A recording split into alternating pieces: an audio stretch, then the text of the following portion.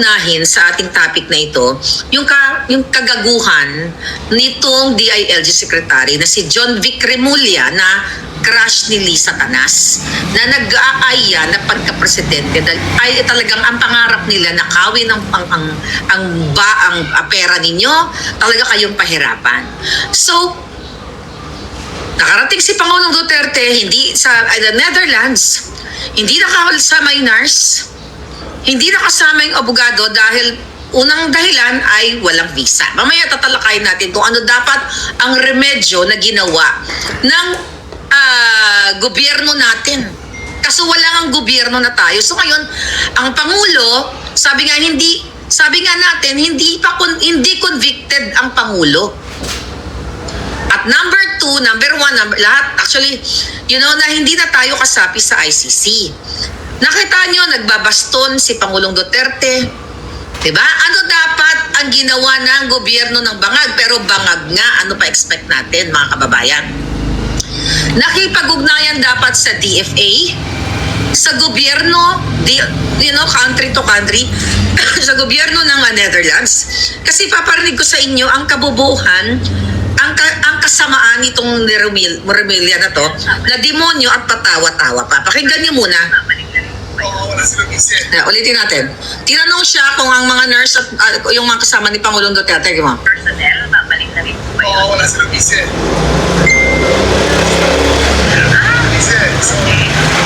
Kasi nga biglaan eh, we couldn't apply for anything eh. Okay. So they were allowed to port but not to disembark. Oh, so only in the plane. Only in the Tama? plane. Personnel, babalik na rin po ba yun? Oo, wala silang visa. Walang mga visa. Okay, mga kabayan, nakita ninyo? Taong gobyerno nyo yan. Pinagtatawanan ang nurse at ang abogado ni Pangulong Duterte. Biglaan, paano sila makaka-acquire ng visa dahil kinidnap nyo, mga putang ina ninyo. Sige nga, hindi ba magagalit? Hindi pa ba kayo gising? Kayong mga pulis at sundalo, tama ba yan? Former President of the Philippines, ano dapat ang ginawa nila, mga kababayan? Ano dapat ang proseso na ginawa nila? Sabi ko nga, makipag-ugnayan sa Netherlands sa DFA. Ngayon, mga kababayan, ang pwede sana nilang ginawa ay yung tinatawag na diplomatic request para bigyan ng medical visa o humanitarian visa ang nurse, wala naman kasama si Pangulong Duterte na doctor, nurse.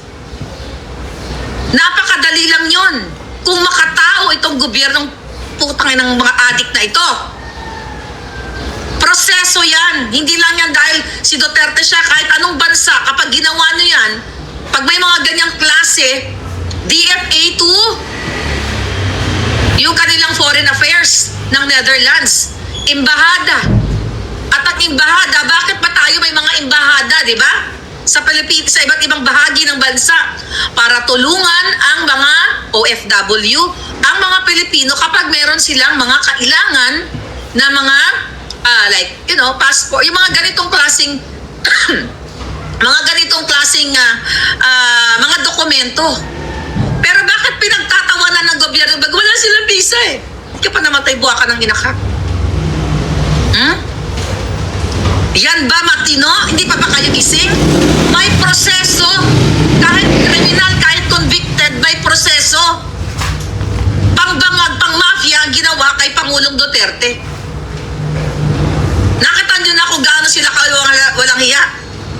Ano dapat ang ginawa? Dahil, napakadali lang naman yan online. Dapat mismo ang gobyerno, ang DFA, ang mag-process dahil alam nila on the way na, I don't know, sa Inday Sara dahil, lahat, biglaan kidnap. Yung mga medical documents ni Pangulong Duterte, forward lang yan sa DFA. On the way na sila, yung nurses niya, at mismo yung abogado niya, dahil i-represent siya.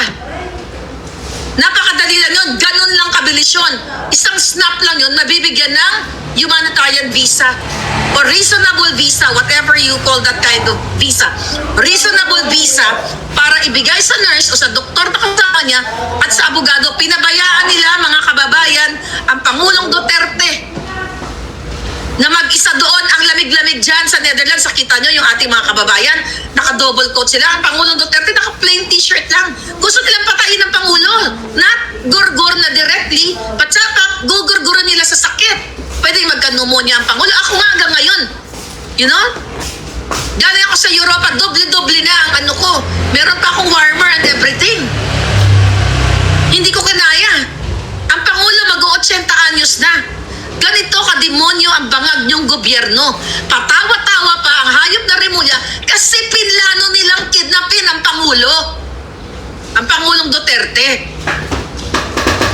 Yan ang totoo mga kababayan. Pinlano nila, kaya mismo yung eroplanong sumundo kay Pangulong Duterte ay sa kanila. Pinagkanulo nila ang Pangulo. Yan ang totoo. Napakadali lang gawin yan. Now, ano ngayon?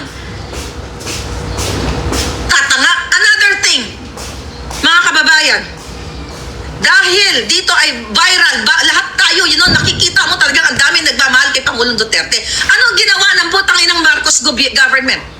Alam nyo ba na nag-release sila? Okay, by the way, basahin ko lang muna dito. Itong official statement ni Medjaldea,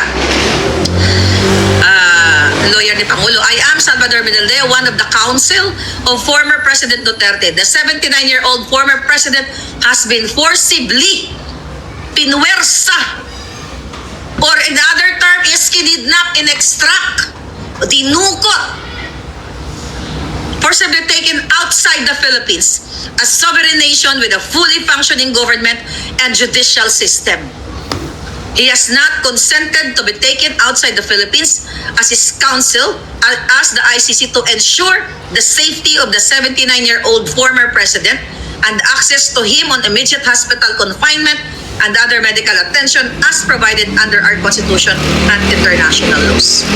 Nakita ng ating mga kababayan na mag-isa lang yung Pangulo, ganito harap-harapan, nakita ng buong mundo kung paano maging kidnapper si Lisa Marcos at si Marcos Jr. sa pakikipagsabuatan kay Torre. Si Lisa Marcos ay isang kidnapper. Ulitin ko, bakit kidnapper? Nagpag-kidnap ng 2 bata sa Turkey at haharapin niya lahat yan sa darating na panahon, sa tamang panahon, haharapin lahat ng buwakan ng inang yan at magbabayad kayo sa taong bayan. Ngayon mga kababayan, sabi pa niya ni Mr. E.S. Medjaldea, I do not have a valid visa to enter the Netherlands and require the assistance of the Philippine Embassy as well as the ICC so I can fulfill my duty as one of his counsel to protect his rights. His accompanying personal nurse and aide have likewise no valid visa for which are requesting issuance thereof with assistance of the Philippine Embassy. Ito dapat, and I hope, dahil kararating lang, ito dapat right away, anong oras, although gabi na dyan, no, sa Netherlands. Dapat first hour in the morning, mamaya pagising nyo dyan sa Netherlands, ma-issuehan ng visa yung nurse. Hindi ko alam kung ibinalik pa sila, may update, wala akong update eh. Kung naibalik, mag-comment kayo dyan kung nasaan yung mga nurse. Baka ibinalik nila kasi sa patawa-tawa ni John Vic.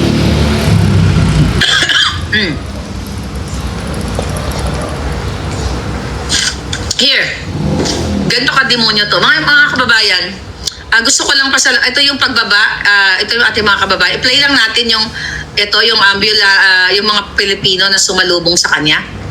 Kay Pangulong Duterte.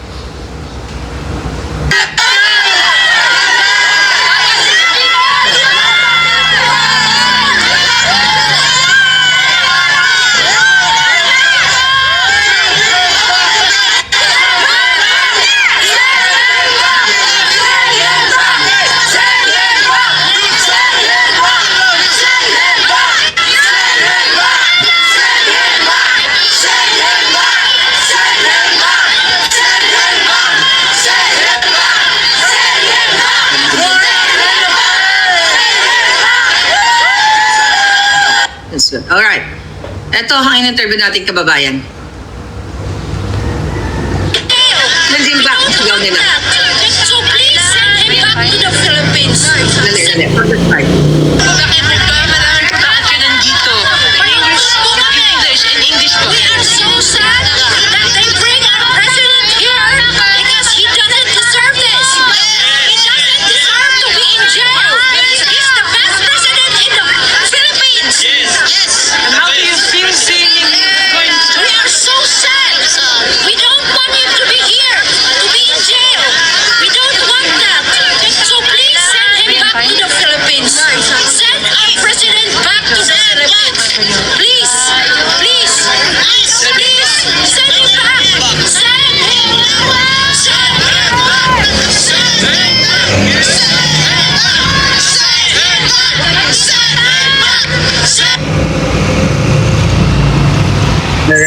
Tapos na.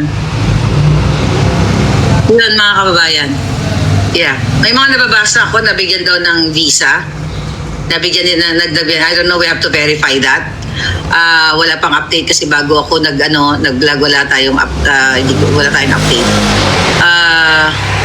Okay. Ito pala yun. Yung kaninang pinlay. Okay. Nakita niya.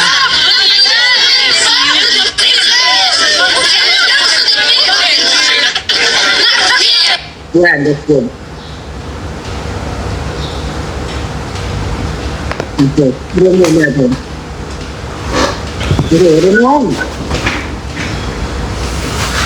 Remove please. So ngayon mga kababayan, well, meron na? Okay, good. Okay. Kagabi, kailan ba yun? Kahapon, nag-usap kami ni Spoke Sari, na, nagbibigay siya ng positive message na talagang kung susundin, even yung rules ng ICC, ay makakauwi ang Pangulong Duterte sa Pilipinas. Kaya huwag kayong tumigil. Yung mga nangyayaring ito, hindi ito, kumbaga, hindi lang ito nangyari dahil, papunta lang sa kawalan. May mensahe ito lahat sa inyo. Dahil kayong mga pulis, harap-harapang nilabag nyo ang karapatan ng Pangulong Duterte. Pinakita nyo na sumusunod talaga kayo kay Lisa Kidnapper, kay Torre Kidnapper.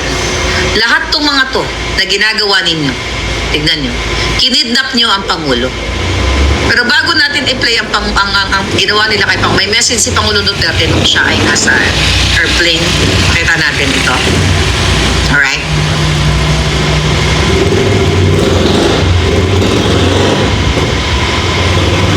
I know, not the one, I think. Yeah. That one. Okay, tingnan natin.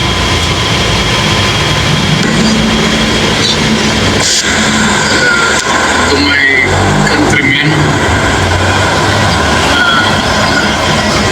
just to give you the current situation, I am about to land sa gate. Galing ako Dubai. Stopover for it's a long haul, it's a long flight. Okay ako. Do not worry. And I think this is something to do with the law and order, no? At sinasabi ko naman sa mga polis, military na trabaho kayo at ako ang managot. So ito na nga, for all of the whatever happened, di ba? Ako na yung nag-front sa ating law enforcement at military. Sinabi ko na I will protect you and ako ang managot sa lahat. This will be a long legal proceedings. But I say to you, I will continue to serve the country at so be it. Oh, ganun ang destiny ko. Salamat. Nakita niyo mga palangga. Alam mo, actually nakakalungkot talaga yan kasi si Pangulong Duterte. Sinalo niya lahat. Sa kabila ng pagbigay, pagbigay sa inyo, mga kapulisan. Dahil ginawa lang ni Pangulong Duterte na patahimikin ang kaguluhan sa Pilipinas dahil mga anak ninyo, mga apo ninyo, ginugurgur ng mga walang hiya. Nagba-viral nga at pinag-uusapan ng buong mundo. Nagbigay ng direktiba ang mga hinayupak. Okay? Ang Malacanang. Imagine nyo, ito, okay? Mga kababayan, ito ha, nagbigay ng direktiba right there and then, ang Philippine National Police na pinagbawalan ang mga lahat ng kapulisan na mag-post, mag-comment, mag-like sa national issue daw. Pero pinagbawalan nila na mag-post, mag-like, magbigay ng sentimiento, ang mga pulis, lahat kayo, walang exemption. Tignan mo ito. Ito, I believe nakita nyo ng iba sa inyo. Nakita nyo na yan, di ba? Babasahin na lang natin. Ano nakalagay sa memo nila? Okay? Reference, okay, to memorandum, reference memorandum from this office dated March 11 with subject, okay? PRO, teka, masyadong lang. With subject and labo. Ito pala sabi niya. Okay. Ito, number 2. This pertains to the memorandum regarding the reiteration on the guidelines. Yes. In posting of contents on social media. Nire-reiterate nila, pinipilit nila na pagbawalan kayong lahat ng mga pulis, yan ang kalayaan ninyo. Pinapatay yung kalayaan ninyo, sumusunod pa rin kayo. Martial law na nga, sabi ng mga kababayan natin. Number 3, in this regard, ito, reference memorandum from the office dated March 11, 2025 with subject reiteration of PRO to implant to PNPMC2 number guidelines in posting of contents on social media. Pinipigilan kayo pa na wag i-post si Pangulo Duterte, wag makialam sa issue ng gobyerno. Imagine nyo, sabi ni Gina Cabosas, impeach. Bangag. Hindi impeach, lumabas kayo. Mag-people power kayo, kayong mga talagang dapat, yung mga pulis, manindigan kayo, sinusuppress ang kalayaan ninyo. Diba? Inciting to whatever ba yan? Hindi. Kayo pinigilan kayo, sabi in this regard, you are once again directed to remind once again, kasi paulit-ulit sila, binibigyan ng direktiba, to remind your personnel to to refrain from sharing, commenting on national issues, and direct to the following named personnel to explain in writing for violating the said policy. Tignan mo, sino mga pinatawag? Si Patrolman Steve Palunday, Patrolman Albea Cambay, medyo malabo lang, PMSG Shermay Dagiyag, Patrolman Alexander Andal, Patrolman John Paul Casbillo. Saan yan? Office Unit taga Isabela, taga Santiago, dalawang taga Santiago, RMFB2, NDPPO, I don't know kung saan yan. But anyway, pinagpapaliwanag ang message nga dito sa nag-send sa atin, sana po ay umabot ito sa social media dahil gusto din namin galing sa pulis. Dahil gusto po namin marinig ng iba ang boses namin. Sadyang nakakatakot lang po kasi trabaho namin ang nakataya. Maraming salamat po at makakaasa po kayo sa buong suporta namin. Lalo kaming may malilit na ranggo sa hanay. No! Mag-speak up kayo. Huwag yung hayaan. Isuppress kayo. Tingnan mo mga palaga. Ito yung mga in-screenshot. Ayan yung mga pulis na nag-post. Dahil ang sabi na, sinishare nila yung we stand with PRRD, solid PRRD. Personal nila yun. Yun yung nararamdaman nila na yung dati nilang commander-in-chief. Ayan mga kababayan. Yan yung mga pangalan, papeles yan na naka-attach doon sa memorandum nila. Papers yan, yung mga post ng ating mga pulis. Manindigan kayo. May isa daw na bumitaw sa pagkaswat. Hindi lang yun, lahat ng departamento. Although dalawa pa lang, halos lahat siguro ng departamento. Although dalawa pa lang yung hawak natin dito na sinend sa atin. Kasama na dito ang Civil Service Commission. Look at that. Binigyan din ng memo ang Civil Service Commission. Alright?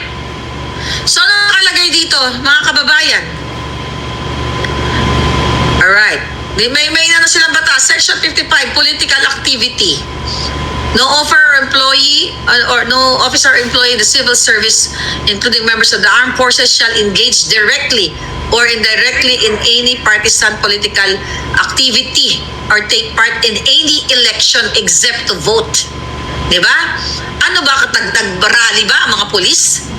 Nagbigay lang sila ng sentimiento nila at nag-share lang sila ng kanilang support.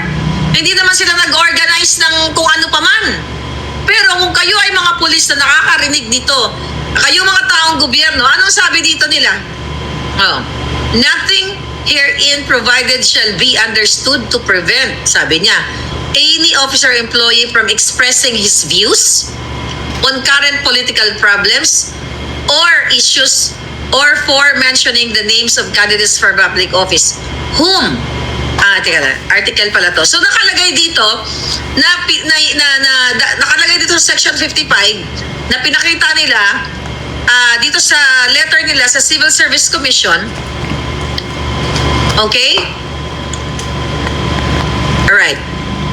Mga kababayan, na nakasulat dito, nothing herein provided shall be understood to prevent any officer or employee from expressing his views on current political problems. Nakalagay dito na hindi nakasulat na binagbabawalan ang political views o yung sentimiento tama ba?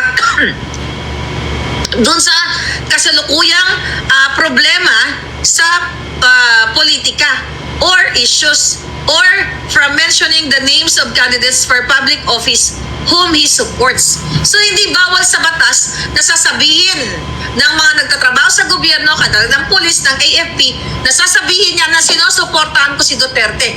Pero ngayon, ang PNP, ang Lisa Tanas Bangag Administration, ay nagre-release ng memorandum sa lahat ng taong gobyerno para pigilan ng kanilang malayang pagpapahayag, malayang pag-express ng kanilang suporta na tinatayuan nila ang Pangulong Duterte dahil may utang na loob sila dahil dinoble ang kanilang sweldo, mga kababayan.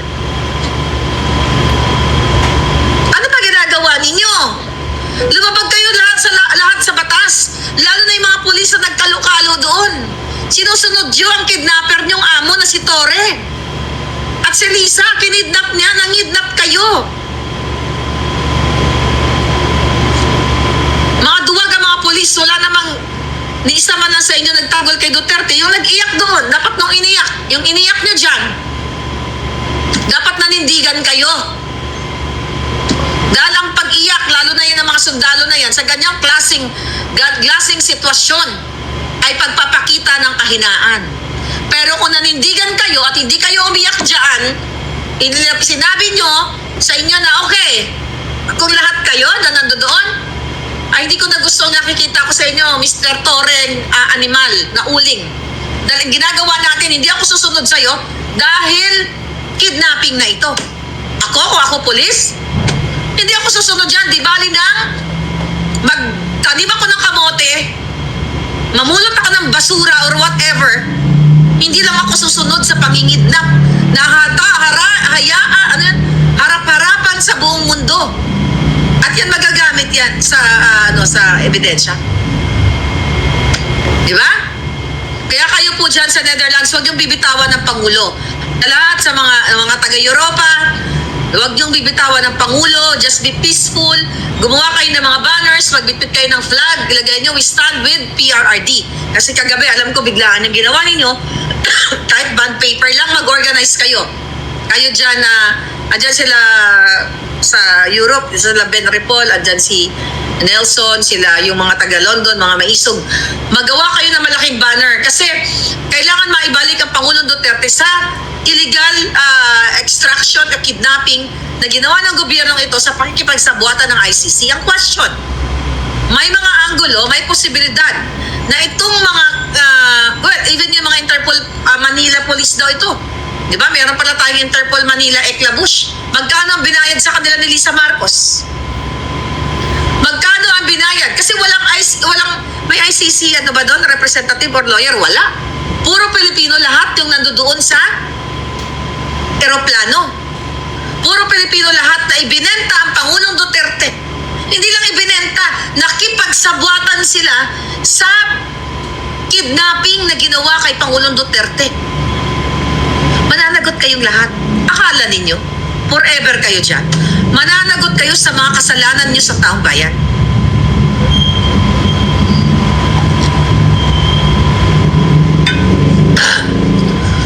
Bring him back. Natatakpan na yung issue sa kanila. Yun na nga yung purpose eh. Diba? Yung pagnanakaw ng Bangag Marcos. Kasi yan, nasusukol na sila. Nakikita nyo na ninanakaw nila ang pera ninyo. Matitiis nyo ba? Paulit-ulit tayo magsasalita dito, mga kapulisan, na kayo mismo ginugupit ang inyong mga bibig. Ini-stipleran ang inyong mga bibig. Hindi ba masakit yan? Hindi ba nakakalalaki yan? Hindi ba nakaka-atake sa puso yan? Kasi atakihan kayo sa puso, kayong mga pulis na mga sundalo, na binubusalan ng bunganga ninyo, ako sa inyo, putang ina, takot kayo mawala ng sweldo? Yun ba natatakot nyo? Takot kayong walang sweldo? Eh mga duwag kayo. Dahil ang tunay na Pilipinong palaban para sa nalayang Pilipinas, hindi natatakot mawala ng sweldo. Dahil pag kayo ay nanindigan sa ginawang kidnapping ng gobyerno ni Marcos Jr., mare-reinstate kayo. Huwag kayong duwag. Mga talawan, mga sundalong, mga pulpol. Kayo ay walang silbi, walang kwenta. Kaya aasa pa kayo, tangina ninyo, may pa-plug lahat. Plug racing kayo. Wala nang pag-asa ang Pilipinas hanggat hindi kayo nanindigan, hanggat ang presidente niyo ay adik. Wala na kayong maaasahan dahil former president of the Philippines. Kinidnap nyo. Eh sino ka naman? Na patrolman ka lang. Ito nga. Excuse me. Ito nga yung pagpapost nyo sa Facebook, hinaharangan na kayo. Kidnapping ang ginawa ng gobyerno. Kidnapping yon. Nakikipagsabwatan kayo pati sa pagbibenta ng pulburon ng mga baka ng ilang mga Marcos na yan. Lahat kayo mga walang silbi sa bayan. Huwag na kayo magsigaw-sigaw ng taas no kahit kanino dahil kayo ay mga duwag. Tangina yun lang pala, kaya natatakot nyo mawalan kayo ng sweldo. Mga walang silbi. So naglingkod kayo para sa sweldo? Hindi kayo naglingkod para sa bayan. Takot kayo mamatay lahat. Ay, takot ka kayo mawala ng sweldo eh. Mga duwag kayo, kaya no wonder kahit sino magbang-bang-bang sa atin, italo kayong lahat. Sa sweldo pa lang, takot na kayo eh. E paano pa sa ganyan?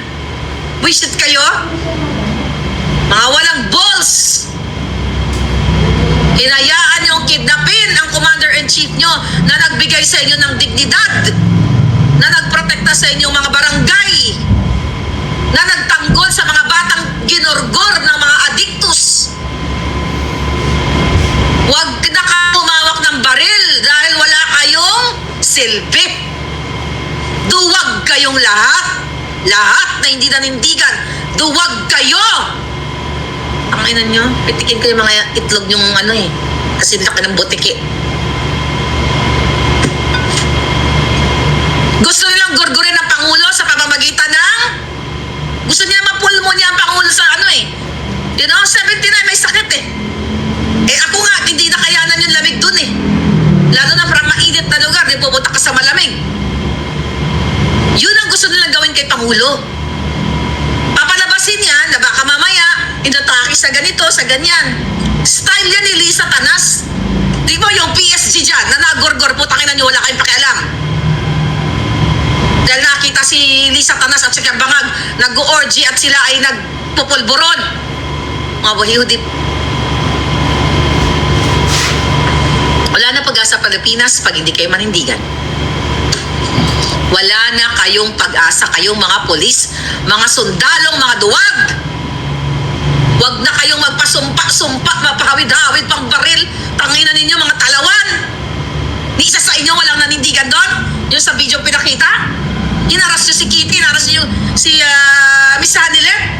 Battery yung ginawa nyo. Anong kaso nila? Mabuti pa yung bata may paninindigan. Minura ka kayo, iputangin na ninyo. Kung ako nandun sa presensya ni Pangulong Duterte, tangin na nyo, tapos na yan eh. I'm serious. Kung akong isa sa kasama ni Pangulong Duterte, tapos na kayo lahat. Visit kayo. Bakit? Baliw one life to live in this world, darling. Mas masarap mamatay ng lumalaban kaysa sa talawan. Wisit kayo. Pilipino. Proud to be Filipino. Mga julul. Huwag kayo sisigaw-sigaw. Ang kaya nyo lang gawin manggipit dahil may hawak kayong baril. Ang kaya nyo lang hulihin dyan. Actually, ayan, kitang-kita dahil marami kayo, kuyog kayo eh. Pero lumaban kayo ng one-on-one. Di ba? Eh ako nga, kinuyog eh. Ng mga grupo ng buwaka ng inang Trillanes na yan, naalala nyo? That was 2017, babae pa ako. Kinuyog ako ng mga hayop na yon. Siguro napanood nyo yun dahil natakot ba ako gorgor? Kapag nagmahal kang totoo sa bahay, di ka takot mamatay.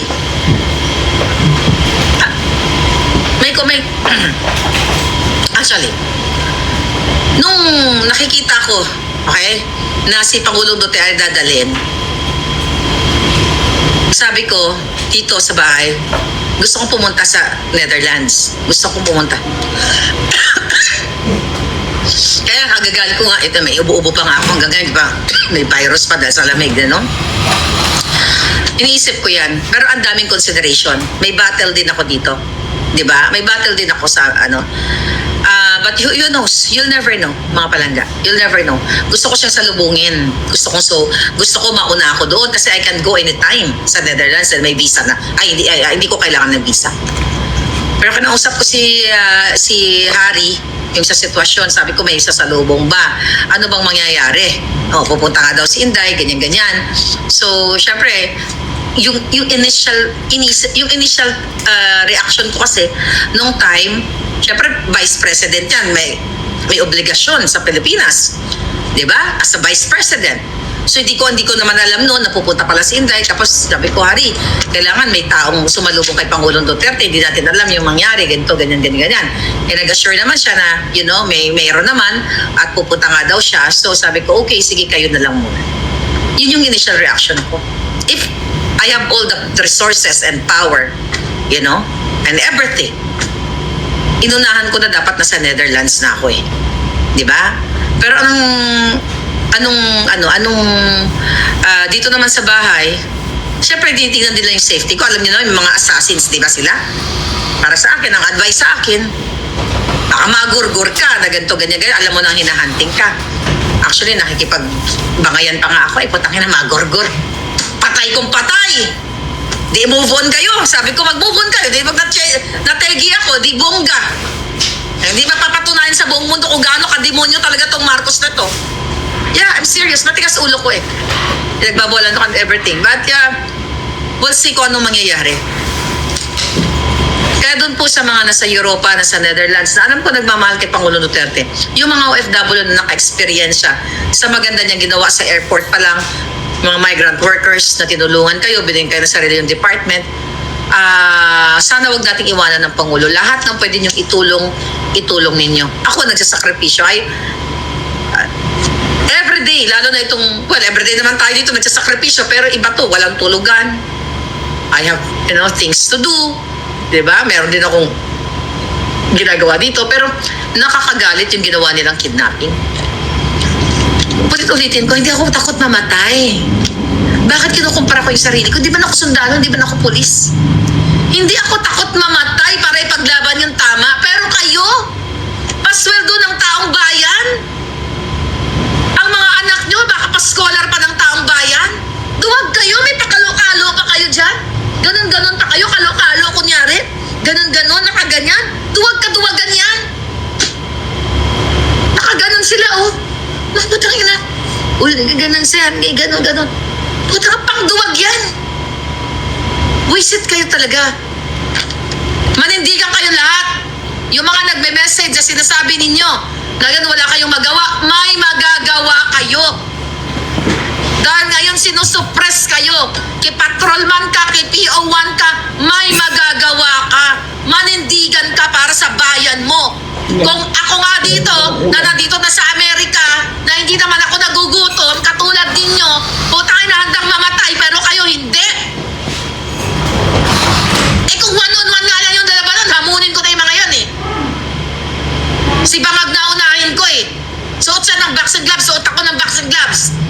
Para matapos na yung putang inang adik na yan. Duwag-duwag, mga linti, mga talawan. Kinikidnap na yung dati yung presidente, yung commander-in-chief nyo na nagbigay sa inyo ng maayos na pamayanan at buhay. Kalo-kalo, yuko-yuko. Di puta, tapos nakipag-ano kayo sa mga rebelding NPA. Tapos kanina sa dahig, doon sa kay Alvin, ano doon, may naka-ready na ng mga rebelding komunista.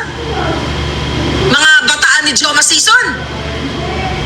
Oh, sino ang may ano dyan? Si Lisa Tanas yan, lahat yan, prior to that extraction, kidnapping kay Pangulong Duterte, dahil nasa kanila ang pera ninyo, ng pera ng bayan, kinausap na yan, nasalubungin nyo, magsigaw-sigaw kayo, dahil nagtandem na ang mga rebelding mga kaliwa, nagumugurgur sa inyo, mga polis, mga sundalo, oh my God!